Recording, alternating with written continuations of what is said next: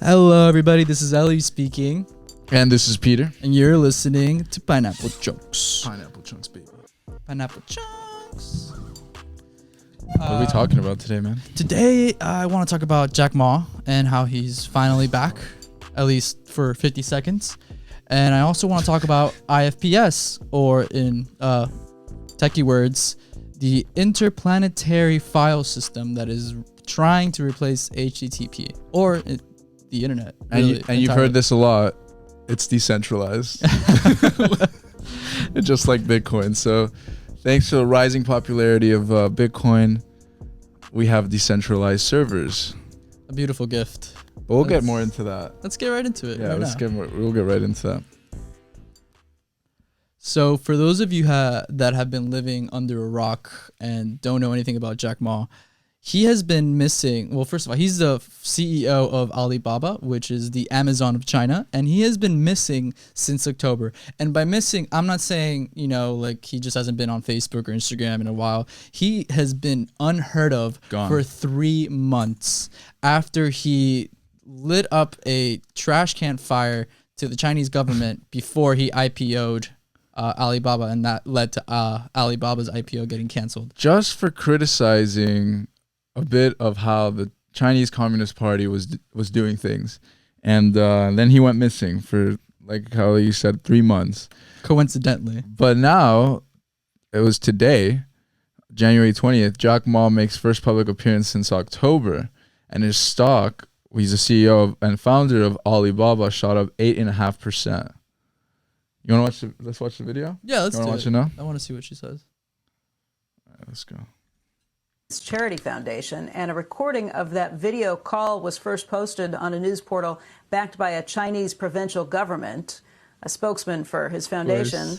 Yeah, that's really credible. First of all, that the news network that's already making an appearance is backed by the Chinese Communist Party. And this video, it does look a little bit strange.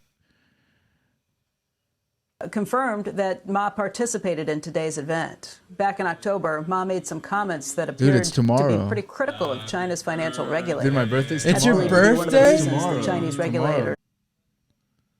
All right, so where were we? All right, we're back. So we were watching the Jack Ma video of him coming out to the public by the Chinese Communist Party. Don't forget that. Just a communist. Just look how stiff he looks. Look how symmetrical he's placed in this camera lens, and he looks so stiff, and I think he looks concerned. Yeah, he definitely looks worried. Let's see what she says. The first things, if you type in Jack Ma, the first search that comes up is Jack Ma found. This has been something that people have been waiting for, kind of wondering about. But again, you can see him in that video call. I think it was only about a 50-second clip that was released. Mm-hmm. Right. 50 whole seconds. 50 seconds. China was just like, here you go. Okay, now he's gone. Y'all can shut up now.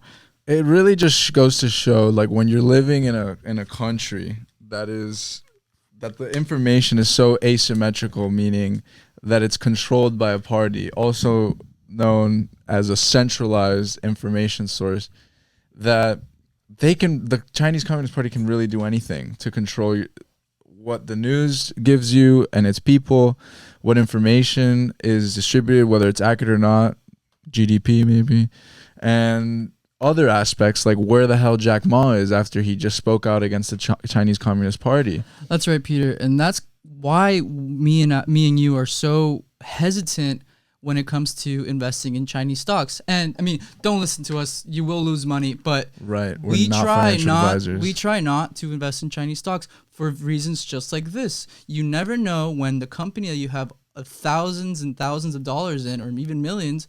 You never know if they're going to get seized or halted, or their CEO is just going to go missing. I mean, that's so that's so sketchy. And they also the Chinese Communist Party prevented his other company, Ant Group, from going public. I believe that's like an artificial intelligence. Yeah, like what's with that blue ball stuff, man? You can't just be doing that to companies, like multi-billion-dollar companies. Give me a break. I mean. Yeah, I mean, and it's just. And it's exactly the reason why we're also linking the story to what Elihu brought to my attention, called the interplanetary file system, really interesting stuff. It's basically a way to de-risk the potential for governments to well, what is it? De-risk the way the governments centralize information. So it's a decentralized. It's a way to prevent governments from taking down and being in control of what people have to say or put up on the web. Maybe someone who knew where Jack Ma was before the Chinese Communist Party decided to let us know, they could be distributed without them getting in trouble. Okay, I see where you're going. Let me try to explain it to the people that are listening, so because this is like it could be a little pulled up complicated. there. So IPFS, if you've done any searches on the web or gone to any websites, you might have noticed that there is at the beginning of the domain name an HTTP, right? That is Hypertext Transfer Protocol, and that basically goes to a main centralized area full of servers to go fetch that lovely little website that you're trying to pull up. So let's say Google's servers are serving new websites, and so your domain call goes straight to the servers at Google, looks for the website, and brings it back to you. This is the best way to do what we're doing nowadays until IFPS. So IFPS works a little bit differently. Instead of a centralized lab or factory of servers like Google or Amazon, IFPS works on top of this network of decentralized nodes where you or I, common folk, can act as nodes. We just put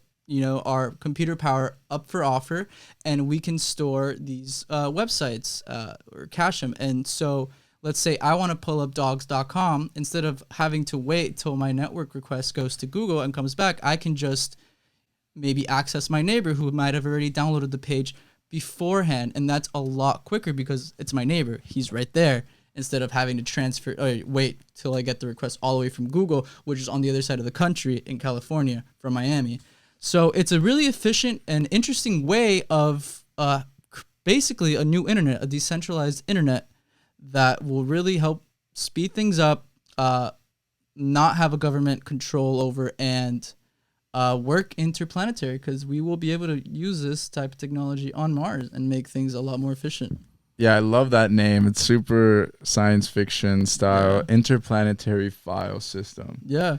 And what's the difference with this interplanetary file system compared to like what we have now with HTTPS or HTTP : / like how does that file server system work? Like if you were to like compare it with like a company like Netflix. So Netflix right now has they stream their things from a centralized accumulation of servers. But they do use like a peer-to-peer server system, right? No. But it has to be like centralized servers. I don't think Netflix uses a peer-to-peer. I think peer-to-peer. Oh, peer-to-peer is strictly actually you and me, like just regular individuals, not corporations. Yeah. So let's say you looked up dogs.com before, and then I wanted to look up dogs.com. Instead of going all the way to Google where they might be serving dogs.com, I can just go to you. You're right next to me. And IFPS and the protocol that it's built on top of will find this shortest route autonomously and very efficiently, so that your pages can load like this, like because super fast. But then the difference between, you said something about cache. Yeah, so you would cache the website. So that's right. CACHE. Yeah, so not caching is CASH. Right, so caching is just storing things on your device, on your system. But why is it faster than the typical? Because instead of having to wait for your request to go to Google and then come back, it just has to wait for my request to get to your computer and then come back. Which we're is right much closer, here. We're literally inches away. So it's much faster. Yeah, exactly. So it makes streaming uploads or downloads faster, and then it also gives you privacy. Right. So it gives you privacy because it's on a blockchain network. And it's decentralized. And it's decentralized. So exactly. Instead of a central server, which is like, say, Amazon Web Services that host websites, it's hosting the websites on people next to you, right, within your vicinity. Exactly. That's pretty interesting. It's pretty cool. So what are the implications for this kind of technology, and why hasn't it been used yet? How new is this? It's pretty new. It's been around for about 4 to 5 years, I think. So this company called Proctor Labs created the IPFS network about in 2015 or 2017. Can't really remember, but it's fairly recent, and they have been working really hard on this protocol. So their goal right now is to try to find people and incentivize them to use this protocol.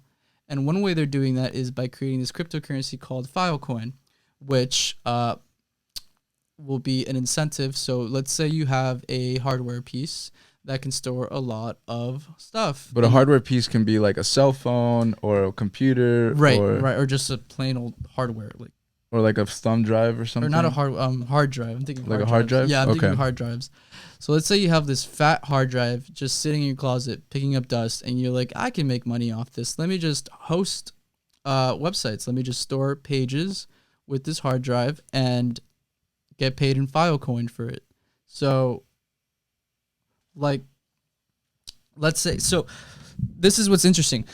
Google can decide to take down a website if I guess the government wants to intervene, like, hey, you can't have this website up. Or if they don't want it either. Let's say there's a video of like some politician doing something he shouldn't be doing, something very naughty.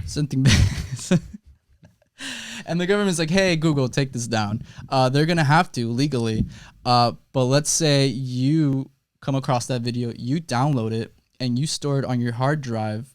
That is now accessible through the IPFS network. So let's say I want to see that video. I no longer have to depend on HTTP or Google or its servers. I can just go to Peter, for example, who might have already downloaded in his hard drive. And since he's hosting that, he's getting paid in Filecoin, which is actual tangible money once you exchange it to like your fiat currency. Like cash. Like cash or USD. Like the US dollar or the Chinese yen. Right. So that's a really cool way of incentivizing users. There's other ways of incentivizing users, such as the Brave browser, which was created by Brendan Each, who also invented JavaScript and Mozilla Firefox, for those of you who use Firefox browser. Wow. He made like this crazy cool Brave browser that's completely decentralized. It now supports IPFS, and basically you get paid to watch ads on this platform. It's basically giving power back to like the publishers, advertisers, and the people, where it's a win-win-win for everybody. Peer-to-peer. So it's coming back. I remember hearing about peer-to-peer lending. And I remember now it's peer-to-peer servers, but not really. Yeah, it's really peer-to-peer servers. Yeah.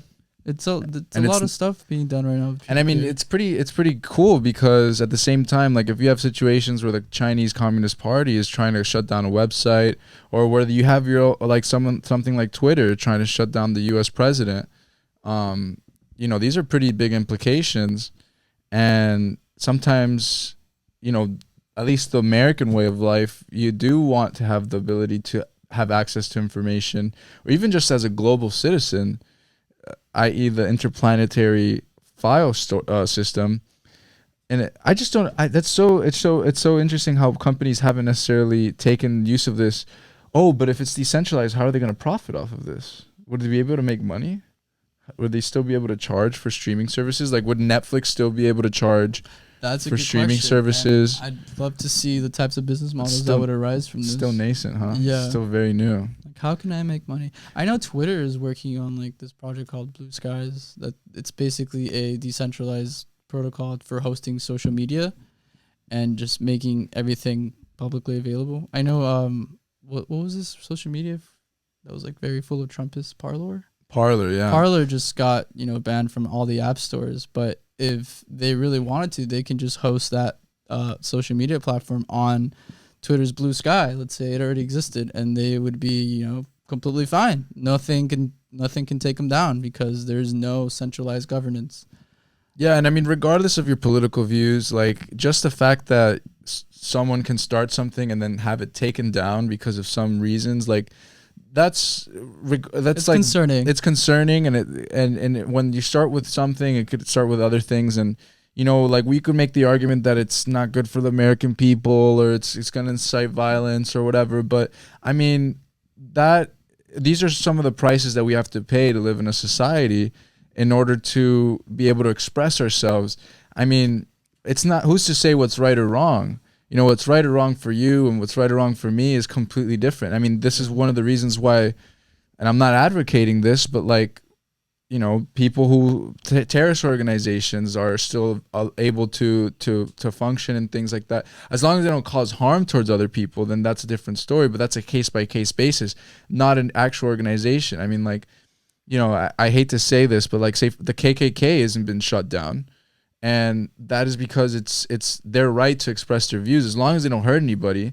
And Parler is being shut down, and it's kind of an odd thing that it's starting on the, you know, nonetheless, it's just something that it is concerning, and it kind of smells like Chinese Communist Party. It kind of smells like the beginning Chinese of the Communist Party. where you don't know where Jack Ma is because they don't want you to know, and you know, I mean, it could be all conspiracy, but right. And we're not advocating that you know you should go on these platforms and cause chaos and spread malicious things. We're just saying that we deserve a place where everybody can be heard equally, where there is no central governance, where if I want to say something and share my opinions, I should feel comfortable knowing that I can post it on this platform and it won't get taken down, because that is my right as a person.